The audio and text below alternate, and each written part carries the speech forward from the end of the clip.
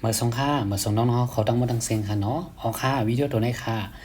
เตมาลาดปันเนาะว่าหมักพาเตียนเฮาฮู้จักอันเฮากินอยู่กูว่านั้นค่ะเนาะกำพองก็กินกำพองก็กินค่ะเนาะเพราะว่าฮู้ว่ากำในเตเลยก็กินกันกูว่านั้นค่ะเนาะกังนะเจ้าหาตื่นมากังนะเจ้าเบียบน้ำหมักพาเสือร้อนน้ำอุ่นๆค่ะเนาะยอก็กินกูเนอค่ะเพราะกินกูเนอมันที่ช่วยไล่สังละลายคารานี่ค่ะเนาะข้อที่1ค่ะข้อที่1เนาะเนินนำหมักพานั่นค่ะเนาะมันจะมีไฟเบอร์แปฟทินนี่ค่ะเนาะเตียนมันจะก็ช่วยเฮ็ดให้ในระบบตั้งไปของที่เฮากินตั้งกินลงกะค่ะเนาะตั้งเอาที่กงคอตัวบ่ถึงที่อันออกกะตั้งหลังนั่น ตั้งเอาที่กงคอลงกะถึงห้องอาหารห้องเขาเฮานั่นค่ะเนาะตั้งไซเฮาจังนั้นค่ะตัวบ่ถึงที่อันเฮาขี่ออกกว่านั่นค่ะเนาะมันได้กะจ้อยสังขารนี่มันได้กะจ้อยล้างปันเรื่องที่อันมันหลีเฮากินสารพิษอย่างร่วงกะก็มันจ้อยล้างปันค่ะว่าเนาะมันจ้อยล้างปันในกงคอเฮาค่ะนะแล้วก็จอมในกง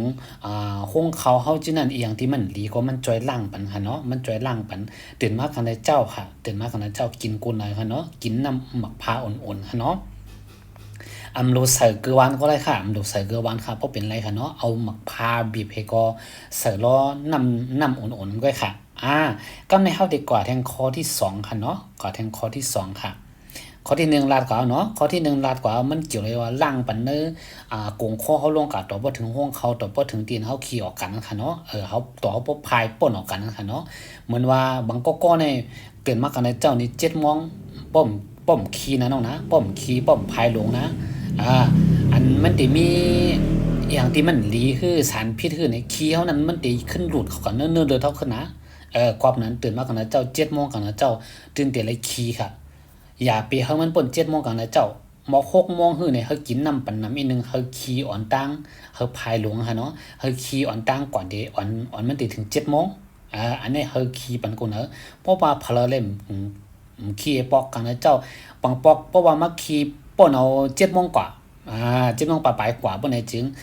ลาดง่ายๆผมบอก7:00 นนี่อันเป็นสารพิษอีหยังที่เฮากินออกมามันเย็นเป็นขี้อยู่ในนั้นเนื้อแล้วเฮาขึ้นดูดแล้วคอขึ้นค่ะนั่นน่ะเตียนไก่เย็นเป็นยอกานั่นค่ะนะน้ำมะพร้าวอ่อนๆที่จ่อยล้างมันค่ะน้ำมะพร้าวนี่มันติจะก็จ่อยล้างเป็นเสียงๆนะน้องนะ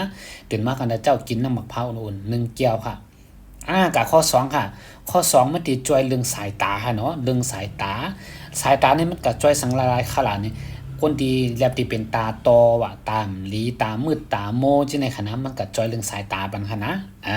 มันก็จ่อยเรื่องสายตายกอเฮียงเนี่ยมันก็จ่อยปันละลายเมียวค่ะเตลาดปันวิดีโอตั้งนาค่ะเนาะเฮียงเลยมันป้าเรื่องสายตาขลาดนี่คนที่เป็นเยาหวานก็กินตัวนี้มันติจ่อยย่อมปันไรค่ะนะเฮียงเลยว่ามันเป็นยาไรขลาดนี่มันหมักพาเนี่ยนะจ่อยหลายๆรองค่ะเนาะอันนี้ฮะเฮามาถึงข้อที่2กันเนาะน้องๆไปดันเลยลาดข้อที่3เตอเนาะ3นาทีปลายนะเขาค่าน้องๆเขาค่าก็จอยเซฟให้อยู่ลิมิเงินกันกูก็ลดเพศลดลานเฮา PDP งามจอยเก็บเคให้กังบันน้องๆเขาให้แลโปรเมของน้องๆเขากูก็ค่ะเนาะเหมือนสงค่า